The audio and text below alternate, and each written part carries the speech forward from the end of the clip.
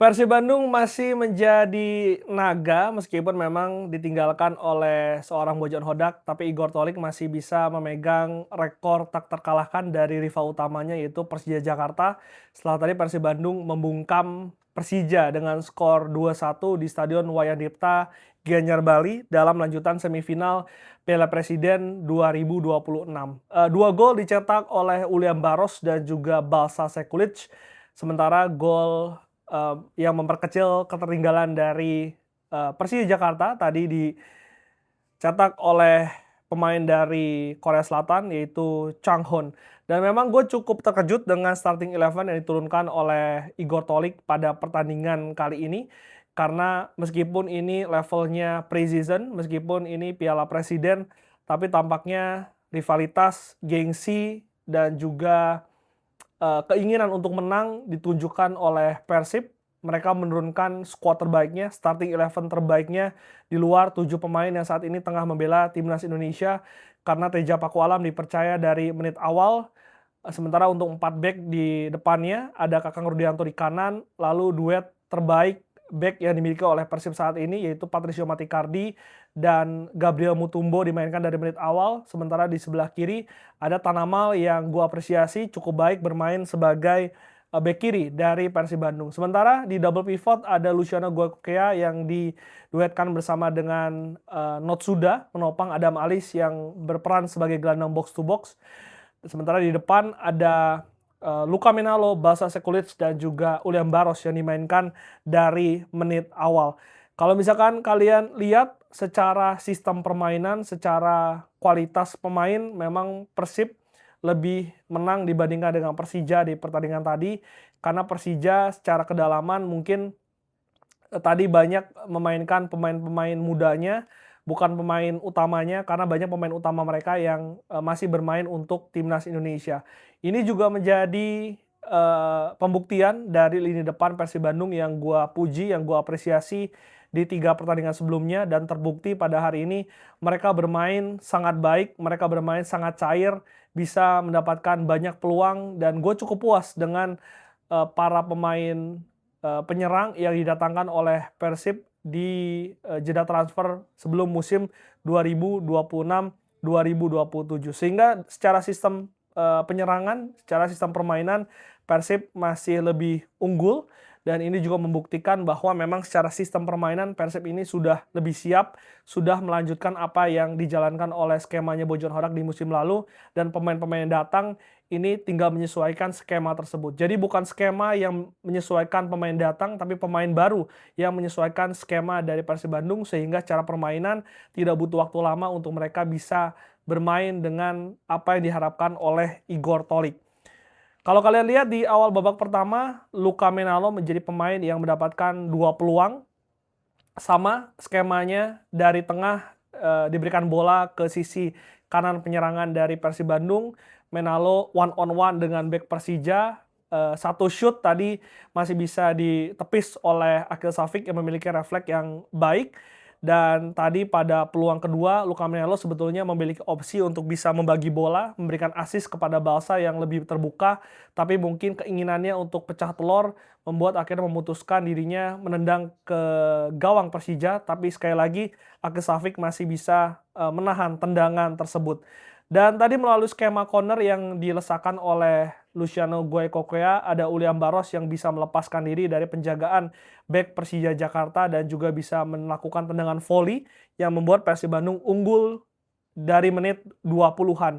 Dan berselang kurang lebih 4 sampai dengan 6 menit, ada satu juga penyerangan yang dilakukan lagi dari sisi kanan penyerangan dari Persib Bandung.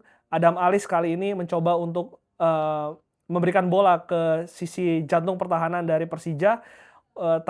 Bolanya terkena tangan dari bek Persija, sehingga tadi setelah dilakukan cek VAR, wasit asal Jepang memberikan penalti untuk Persib Bandung yang bisa dimanfaatkan oleh Balsa Sekulic ke arah yang sama ketika tendangan penaltinya ditahan oleh kiper dari Tampines Rovers, tapi kali ini tendangannya lebih deras, lebih ke pojok, sehingga membuat Persib Bandung unggul dengan skor 2-0. Memang titik dari Rio Fahmi menjadi titik lemah dari Persija, karena tadi Rio Fahmi begitu aktif dalam membantu penyerangan di babak pertama, dan tidak adanya pemain tengah dan juga pemain lainnya yang menutup lubang tersebut sehingga dapat bisa dimanfaatkan transisi dari Persib Bandung yang tadi berjalan cukup efektif.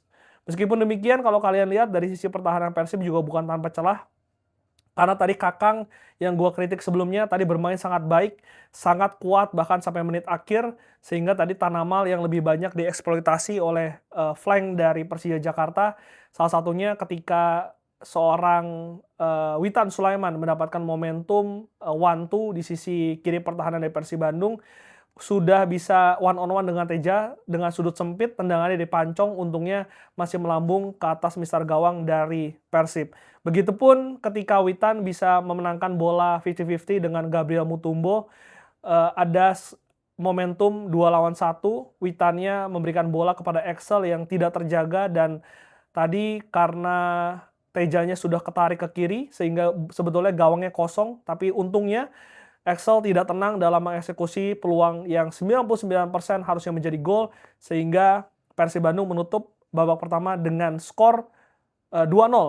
Meski di extra time babak pertama tadi Arliansyah sempat dilanggar oleh Notsuda, bolanya gua rasa itu layak untuk diberikan penalti karena sebetulnya Notsuda tidak mengamankan bola, dia menutup jalur pergerakan dari Arliansyah, tapi VAR sudah mengecek dan tadi wasit dari Jepang memutuskan untuk tidak memberikan penalti untuk Persija Jakarta. Persija baru memainkan sejumlah pemain anyarnya di babak kedua, mungkin ini pertimbangan fitness karena banyak pemain yang datang seperti Victor Detan, tadi Arhan, lalu juga ada pemain Korea Changhun yang bermain di babak kedua. Dan Persib Bandung secara mengejutkan setelah unggul 2-0 mereka lebih bermain bertahan, lebih memperdalam pertahanan mereka dengan memainkan 5 back. Tadi Julio Cesar dimainkan dan tadi sebetulnya Persija memiliki momentum bahkan banyak peluang untuk bisa memperkecil ataupun menyamakan kedudukan. Karena kalau dari Persib Bandung mereka hanya mengandalkan transisi-transisi yang hanya menghasilkan 2 kali peluang, satu dari Ulian Baros yang tendangannya masih menyamping dan juga tadi ada satu counter attack dari Ulian Baros yang memberikan passing kepada seorang Kakang tapi tendangannya masih melambung di atas mister gawang dari Akil Safik. Sementara itu dari Persija Jakarta banyak mendapatkan peluang di babak kedua, 2 diantaranya ini membentur mistar gawang, ada satu tendangan atau sundulan dari Gustavo Almeida yang masih belum beruntung, belum masuk ke gawang dari Teja, dan ada satu momentum ketika tadi seorang Witan bisa melepaskan diri dari jebakan offside, tadi terlihat tampak Julio Cesar tidak konsentrasi, dan ketika momentum one on one tersebut, Tejanya sudah mati langkah, tapi untung tendangan dari Witan Sulaiman masih membentur mistar gawang dari Persib Bandung. Persija Jakarta baru bisa memperkecil ketertinggalan di menit-menit akhir ketika ada satu seloran dari Detan yang berhasil membawa bola dari sisi kiri lapangan, adu sprint dengan Kakang yang sudah kehilangan konsentrasi dan juga fisiknya sudah melemah, sehingga tadi dengan mudah Detan bisa melakukan crossing yang disambar oleh ex pemain dari timnas Korea Selatan yaitu Changhun yang memperkecil ketertinggalan, tapi untungnya Persib Bandung bisa menjaga keunggulan hingga menit akhir, hingga wasit asal Jepang meniupkan peluit akhir sehingga Persib Bandung berhak untuk lolos ke babak final. 19.30 kita akan live reaction di channelnya Coach Justin. Kita akan lihat siapa yang akan dihadapi oleh Persib di final Piala Presiden yang akan diselenggarakan di hari Kamis. Kalian bisa nonton finalnya di Indosiar dan juga di video antara Persebaya atau Arema FC. Ini derby Jawa Timur, laga yang tidak kalah panas di pertandingan semifinal yang akan dijalankan pada malam hari ini. Dan tadi ada satu pemain debutan yang akhirnya diberikan kesempatan kepada Igor Tolik, yaitu Mariano Peralta. Ini sungguh epic. Kita tahu bagaimana panasnya perebutan Peralta di bursa transfer antara Persib dan juga Persija. Berhasil dimenangkan oleh Persib. Mungkin ini menjadi statement untuk Persib ketika memberikan debut kepada Peralta ketika melawan Persija Jakarta.